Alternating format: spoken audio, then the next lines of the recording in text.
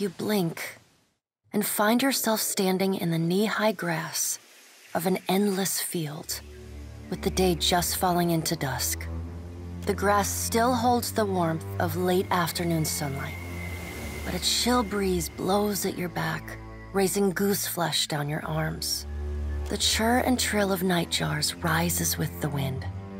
In the inky bruise of the sky, stars ignite by the ones and twos. The tolling of a single bell joins the chorus of birdsong. Then another. The sound surrounds you. Every stalk of grass bears a delicate silver bell on its end, bobbing in the wind. The chill breeze becomes a howling gale, and the tide of ringing bells sweeps you off your feet. It carries you like flotsam through the sea of grass. Then, the earth falls away. The wind ceases, and you are sent tumbling up into the dark of the sky. Watcher. The voice of the pallid night shakes the earth at your feet. You have returned to Bareth's realm, your soul once more called to attend the wishes of the god of death. You can't be certain, but you think you might see the barest hint of a smile tugging at the edges of the pallid knight's lips. Once again, you have spoken with the Child of Light. The pallid knight says, Tell me what you have learned. Intriguing. The pallid knight stares past you, pensive. While attend. Tell me what your many eyes perceive. Her words ring out, and a heavy silence descends. In the silence breaks the murmur of countless voices. They speak all at once in languages both known and unknown to you. In the space beside Bareth, an eye blinks open, followed fast by several more. They are round, keen eyes of Kith, the slit eyes of snakes, the small, dark marbles of birds, the bulbous lanterns of deep-sea fish. Here we are. The voices speak in unison. A figure walks through the cloud of eyes as one might step through a door. It is an Orlan, then a pale elf, an ocean human, a Naga. Each of them eyeless. They are Wal. This is the first interesting thing to happen in ages. And we do so love a riddle. The figure wears an Amawa's grin, and the many voices beneath its own titter. Some things must be lost to be found again. You knew that once, when you buried my scroll beneath the earth in Black Meadow. But it seems you have forgotten. We have read the book of your life, Watcher. It is heavy with the weight of your choices, and its pages are not unmarred by the blood of others. You reap, but on a smaller scale. We see between the strings of the world, and Eothas is there, strumming them like a lute. His tongue is still, yet he sings of a coming joy. What tune he plays, we do not know. It is complex, ever-shifting. One moment vibrating in harmony, the next in discord. A man strides through the door to Bareth's realm. Behind him lope wolves with lolling tongues, and jungle cats whose long tails twitch with every step. Galawain, the changeling, arrives, and he brings with him the wild heart of Aora's untamed places. Fast on Galawain's heels, a small wave of seawater washes across the tiles. It pours off the edge of the platform and cascades down into the beyond. From out of the water rears a glowing lure, then the head of a gigantic fish. The round black eyes of Andra roll to meet yours. My gift-bearers bring to me that which Kith most want to forget, and in their memories I see you as Wal does. You are the one who leaves chaos in his wake. Andra says. You knew one of them once, my gift-bearers. Meneha. She longs to forget and to help others do the same. But when given the chance to aid her, you did not. You are a capricious creature, like Eothas. Andra's storm-black eyes roll away from you, Eothas is nothing if not resourceful. I admire his nerve, Galawain says. In the changeling's voice, you hear the soft patter of rain on leaves and the rush of wind through treetops. No, he is a creature of the pack left long alone. Without our strength behind him, he's weak. Galawain says. If his journey leads him back to us, he has proved himself worthy of return to the fold. Eothas does not return to us. He returns to execute some grand plan. We must stop him. Andra's voice rises like a tide, panic riding its crest. The doors lining the walls of Bareth's realm slam open in unison. Warped pieces of ancient armor and the remnants of discarded weapons roar through the doorways. They meet in the center of the room, in a shower of sparks, and form the vague figure of a man. Finally, a blacksmith's sledge hurtles past your shoulder, and the figure snatches it from the air. A man made half of metal and half of ruined skin stands before you. The rounded metal of a well-worn shield makes up most of his skull, his right eye socket, and jaw. His mouth is pulled forever into a half-grimace. If Eothas has something foolish planned, perhaps we can turn him from that path and set him down a more productive one. Abaddon's words crash and screech together, like long steel gears forced to movement for the first time in centuries. Abaddon speaks with a child's naivety. Andra says. He violates not their realms, but mine.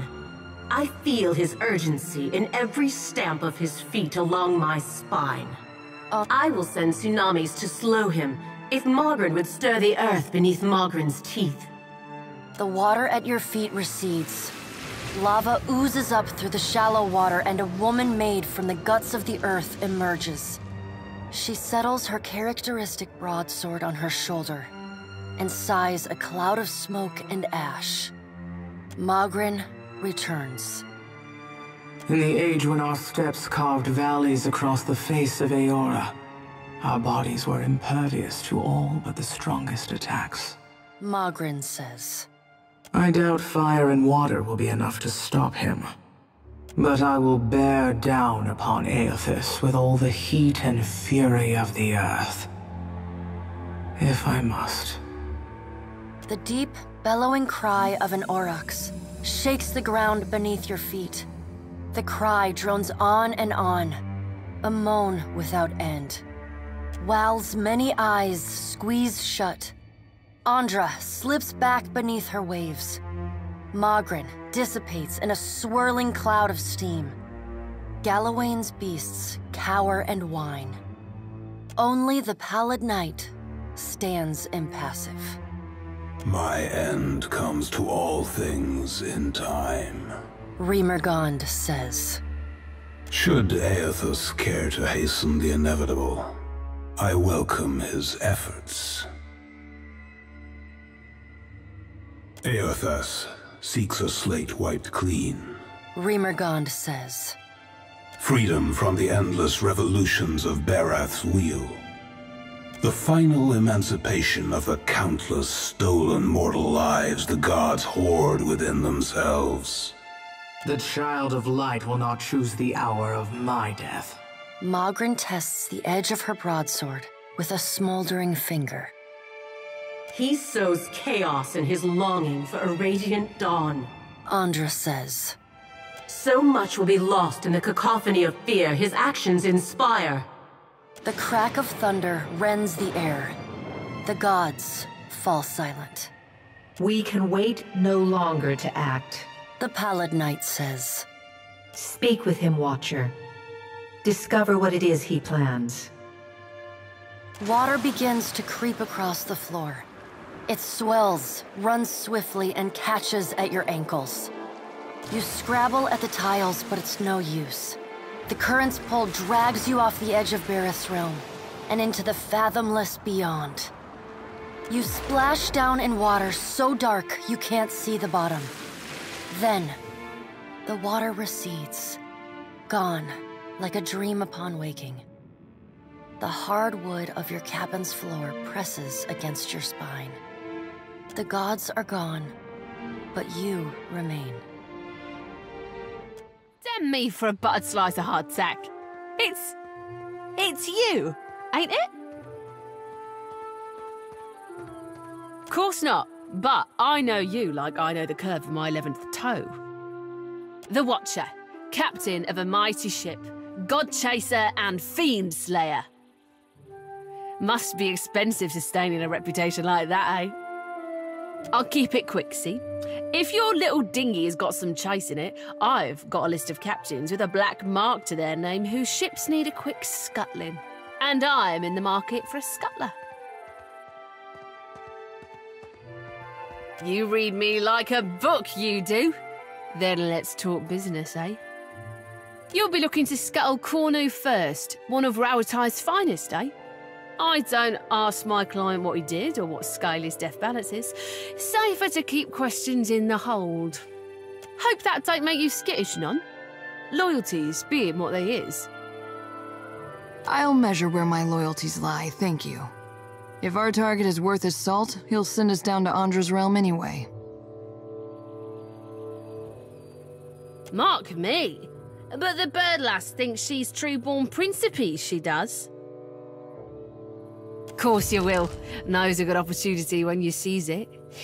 Cornu helms a Voyager early muster in the waters north of Nekataka and south of Sayuka. Avon?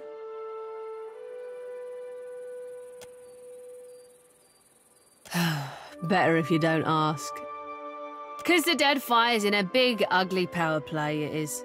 And not everyone gets quartered for being in the game. One captain, she's a piece, standing 20 rounds distant from the real players. Another, he's a means to some unknowable end. Who's to say why they both need to die? And the type of clients he pays for the red worker scuttling, they don't blow the gaff to the help.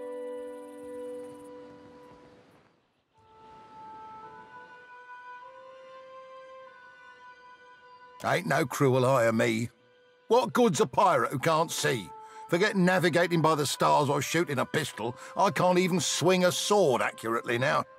Have a pity and toss me a pyre, will you? Is this what my life boils down to? A moment of entertainment for others?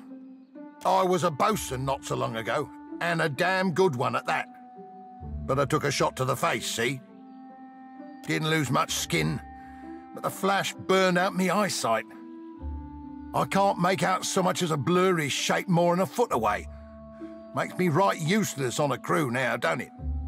No one'll have me for work. Andra's blessings to you for sharing, sailor.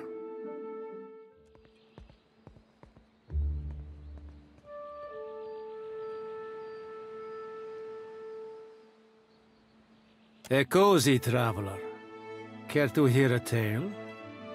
Well, I was born to a family of merchants on the Pearl Coast. I was a restless boy, and my feet took me to the Valen Republics when I came of age. I learned of the power of geography and language at my father's knee, and those skills proved useful in the Republics.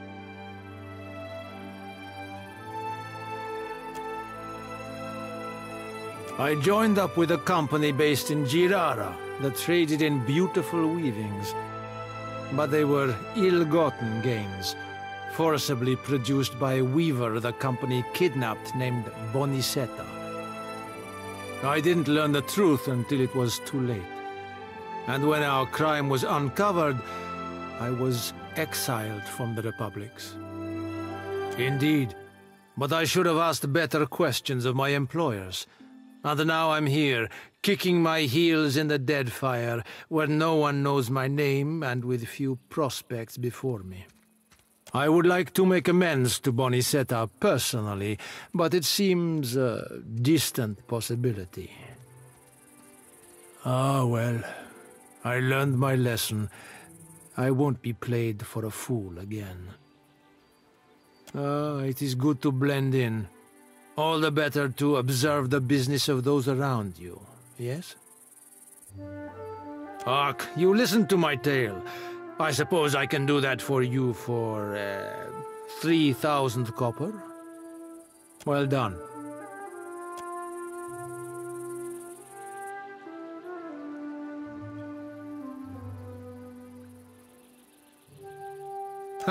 You nearly forgot something.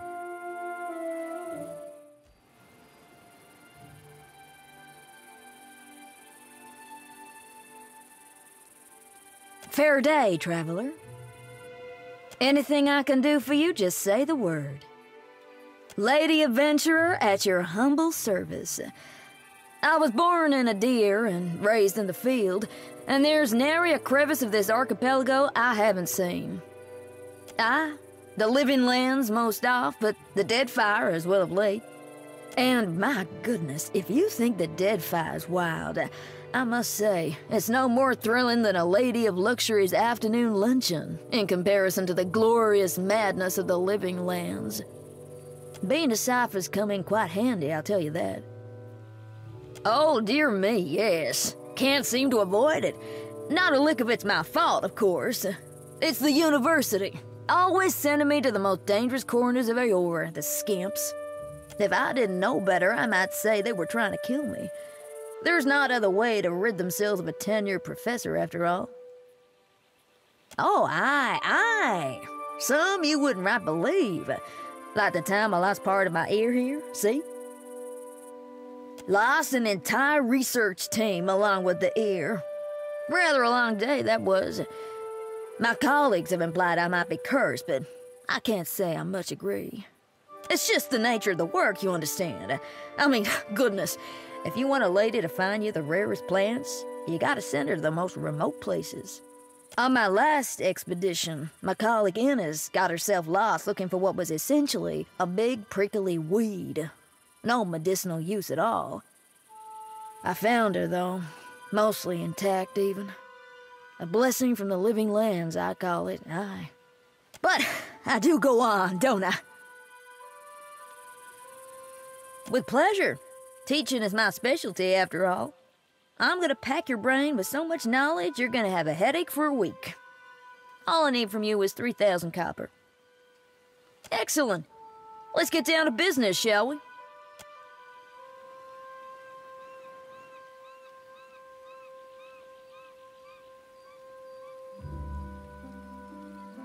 Kill him, wait an hour, then pull any gold teeth. Easy as pie. You're an idiot. Wait a minute, wait an hour. Alive, dead, it makes no difference at all. I've pulled plenty of gold teeth. I know the right way of it. Maybe I'll pull your teeth just to prove you wrong. What do you know? It really does make no difference. You, out.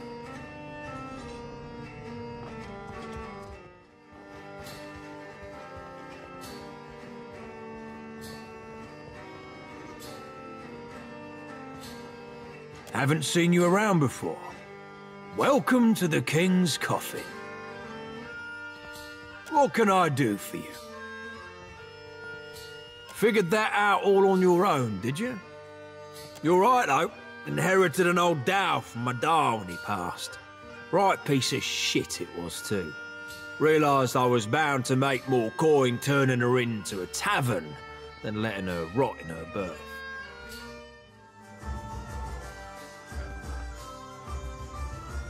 Lost my goddamn soul in stupidity.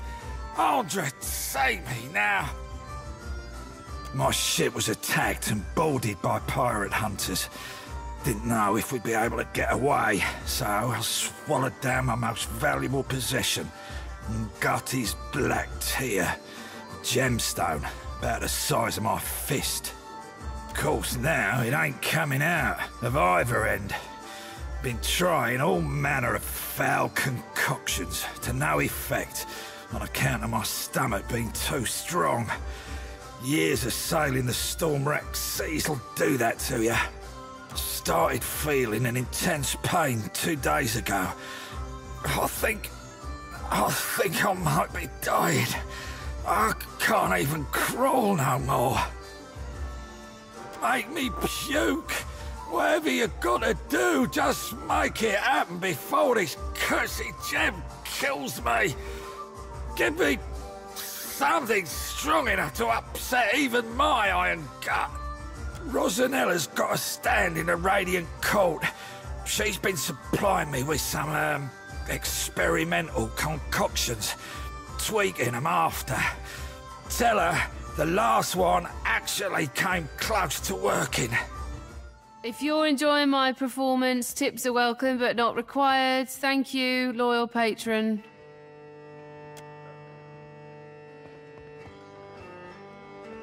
I work for a handful of pyres per day. How could I find enjoyment in that? I was playing dice and gambled on a sure thing. It turned out not to be such a sure thing, and now Harker owns my arse until I can pay off the debt. Of course, I started off owing him 250, and even though I've paid that twice, now I'm in the hole for 700. The interest rate, this uniform, my food and drinks, they all got added onto my tab at the end of the day. Oh, thank you, patron. I'll be debt-free in no time.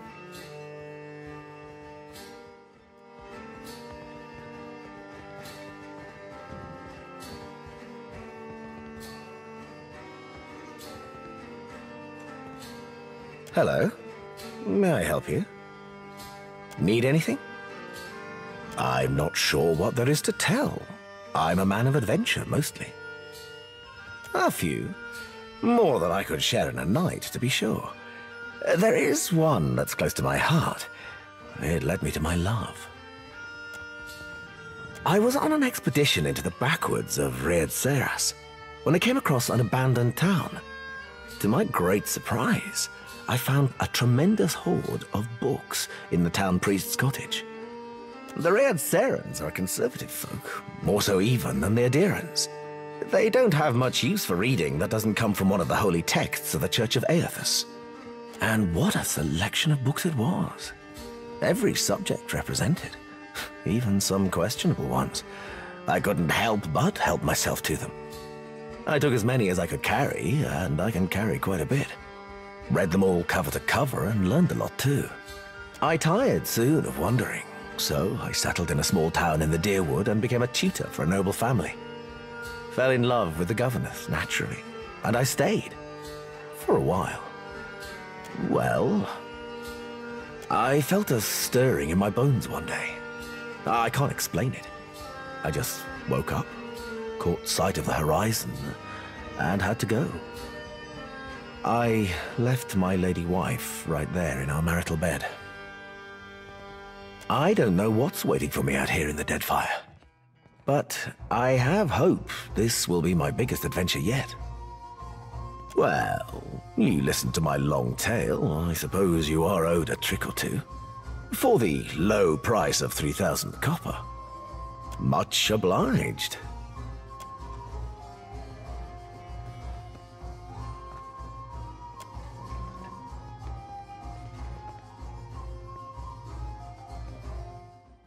Watcher. Good, you have arrived. I know that dimple. Had you in my sights once, but you've been down to lace your boot. It's the ones who get away that hurt the most. A coincidence, surely.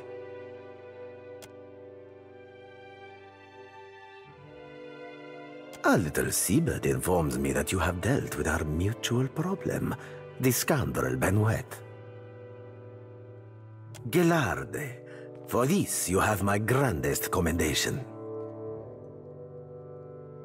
That he did, indeed. And as promised, I have prepared for you a fine prize. However, there is another matter of which we must now speak.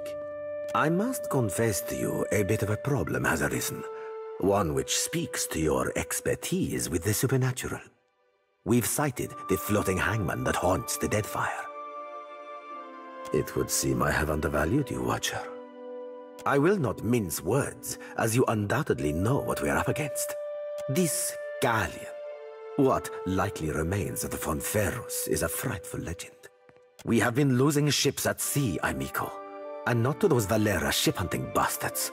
I believe the floating hangman may be our culprit. Fortune favors us, as I have procured a survivor from such a recent sinking. You will consider what she has to say. Come forth, Selenia. Quickly now, or I will run rivers of your lethargic blood.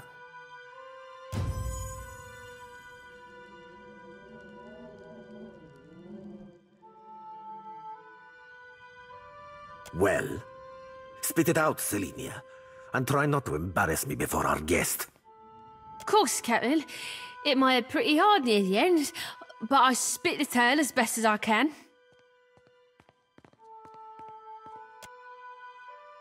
Go on, gent. I'm ready as I'm like to get me.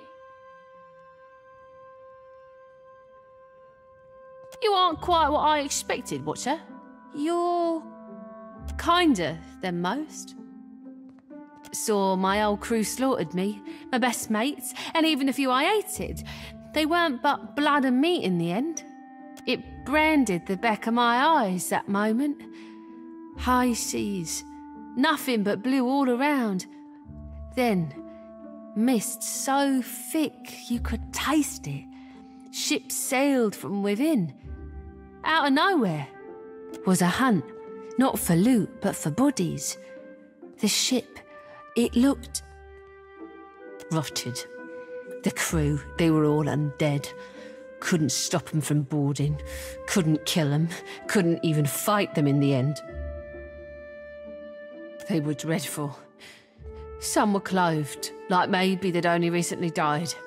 Others weren't more than moving bones. One was different. Her presence was overwhelming. Heavy. Flames burned in the place of her eyes. The crew shambled hard to do her bidding, even the ones who seemed hardly aware. Figured she was the captain, me. There is a flag the floating hangman flies. A flag that once heralded the Fonferros of Old Valia. It belonged to a Darkotsi paladin of some legend, one Lucia Rivan. But Selenia's knowledge is limited in this regard. Let us instead ask her of a subject she may know. Me and my crew were adept. Alert. Always. No. Weren't no one gonna get the jump on us. Was some magic foul. Just sudden like, the winds died, the waters fell flat and the air got heavy. They turned sky and the sea both against us. Then this thick fog roiled up at midday. Without a sound, the Spectre ship skimmed right out. It was too late. We couldn't outsail it. Dunno me. Drifted for days, maybe longer. Kept winking in and out after I ran out of drink. One of mine found her no more than a week ago. Malnourished, dehydrated. The poor girl was scarcely able to speak. Well, I'm more than able to gabble now, aren't I? Could sail, too. No, you got no reason to keep me.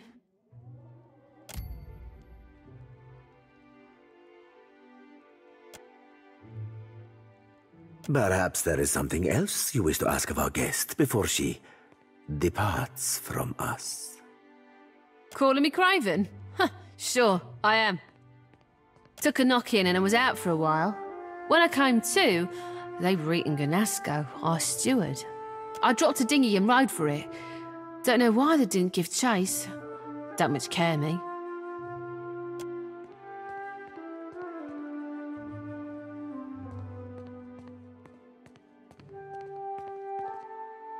She belongs to Aldis, who undoubtedly will come to claim her soon.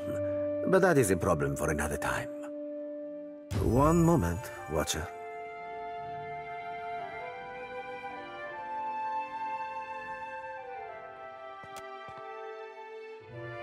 Allow me to cut to the heart of it.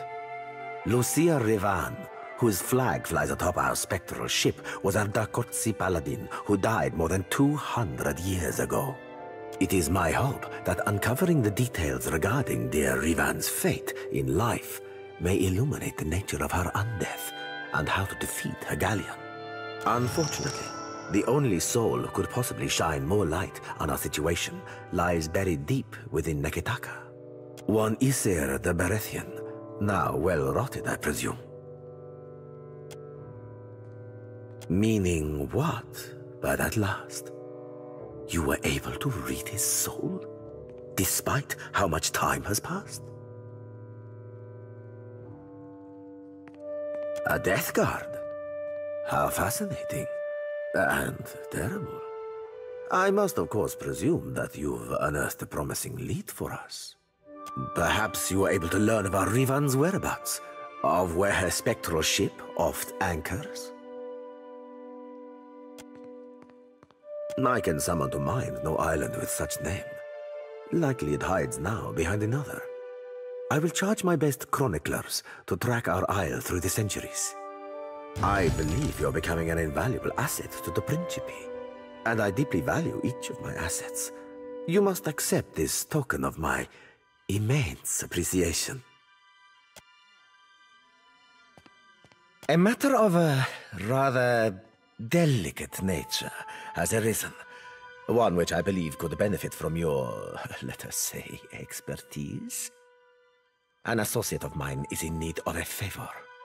A favor that necessitates a great deal of discretion. See to this for me, and I will weight you with a considerable amount of coin. A wealthy and influential man. What more do you need to know? It involves something of a sensitive topic among the Principi. I'll explain further once I can trust you're fully committed. My associate conducts dealings with a group of traders of a sort. The traders are having a bit of trouble with their newest stock. First, swear it. I have your word on pain of death, amico. Buono. Then you're to head to Crooksburg Island, where you'll meet with Master Kua. He runs the biggest slavers' port in the Deadfire. However, they've run afoul of the locals, so now their trade routes are under constant ambush. No, it is my associate who does that dealing. My opinion on the trade is of little matter. It is legal, unlike many of our own activities. I understand you may harbor some hesitation in this regard, but in the case you reconsider, at least allow me to mark Crooksburg on your charts. When you get there, speak with Master Kua. Tell him I've sent you, and he'll fill you in on what he needs. That was a disaster of epic proportions if ever I directed one. A typhoon couldn't have cleared out our audience faster. What's wrong? I'll tell you what, everything. My troop's coming apart at the seams. We're short on cash, we're low on people, and we've run plumb dry on enthusiasm. We haven't drawn a decent crowd in more than a fortnight, and it ain't like pirates are hard to please. That's how you know the show really stinks. But I think I know what the problem is. We've got a lack of flair. If only I could hire more talented performers, I just know my play would take off. Only the biggest thing to hit the Deadfire since the Valian Trading Company started hunting us like sea hounds. I'm talking about Aethus storming through the archipelago and capsizing nearly a whole fleet of our ships. A better Aethus, for one. I'm the tallest one in our troop.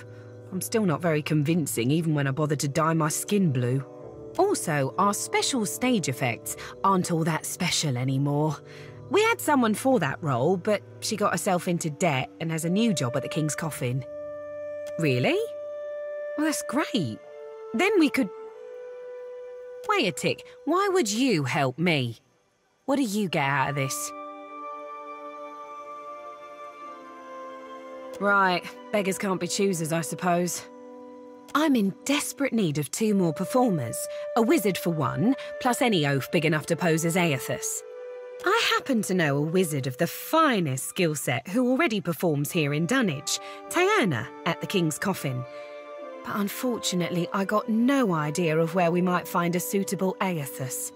Get me the right people for the parts, and I promise you'll be pleased with your investment. I'll turn us a profit or die trying.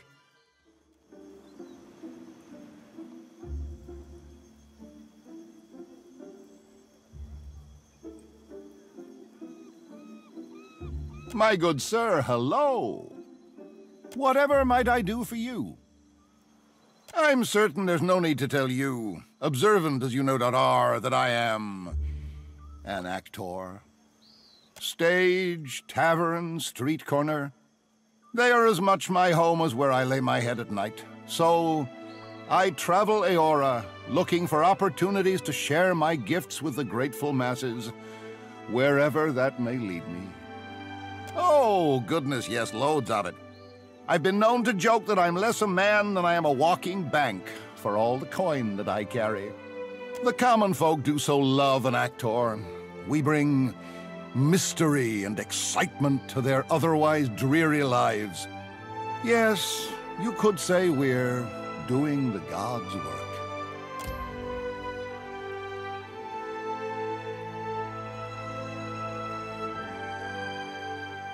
How dare you? But you're not wrong, to my great chagrin.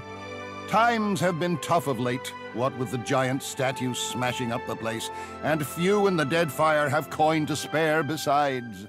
It's quite difficult, you know, living as I do.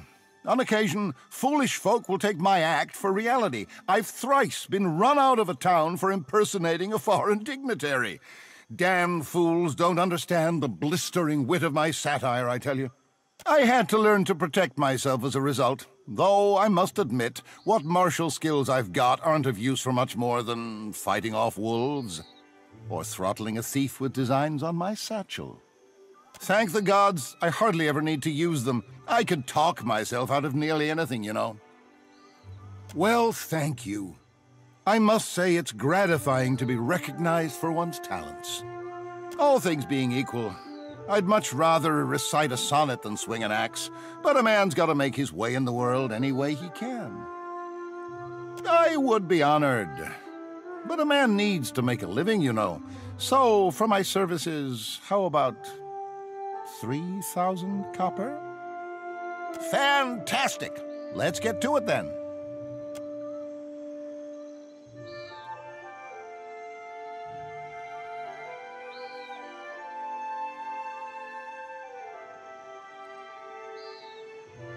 You carry yourself like a person well acquainted with violence.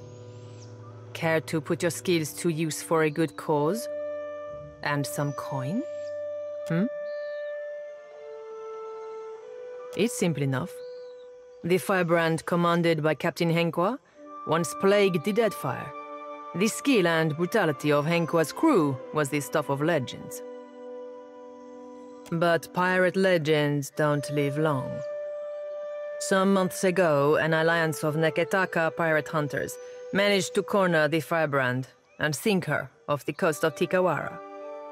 They confirmed Captain Henqua's death, but her senior crew members escaped unscathed. And now it seems like bringing the firebrand's crew to justice doesn't matter to anyone but me. So I want you to kill them. And I'll pay you out of my own pocket if you do. It's nothing personal. The crew earned their reputation through murder and thievery, and it would make me sick to see them regain an ounce of their power.